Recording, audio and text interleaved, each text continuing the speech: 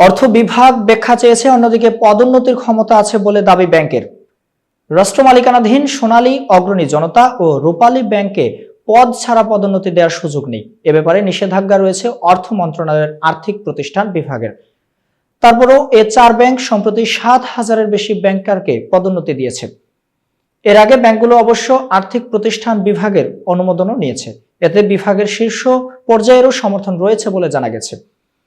এদিকে যারা পদোন্নতি পেয়েছেন তারা খুশিতে ইতিমধ্যে মিষ্টি খাওয়ানো প্রায় শেষ করেছেন। এ নিয়ে তাদের সঙ্গে সহকর্মী, সহমর্মী, আত্মীয় পরিজন ও বন্ধু শুভানুধ্যায়ীদের এখন ফেসবুকে, ফোনে ও ইমেইলে অভিনন্দন জানানো ও শুভেচ্ছা বিনিময় চলছে। এরকম অবস্থায় এসে চার ব্যাংকের কাছে ওই পদোন্নতি দেওয়ার বিষয়ে ব্যাখ্যা চেয়েছে আর্থিক প্রতিষ্ঠান বিভাগ।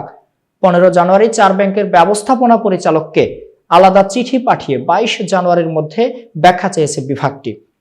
সোনালী সহ 3 ব্যাংক নির্দিষ্ট সময়ের মধ্যে ব্যাখ্যা দিলেও আরেকটি ব্যাংক তা করেনি, আবার সময়ও চায়নি।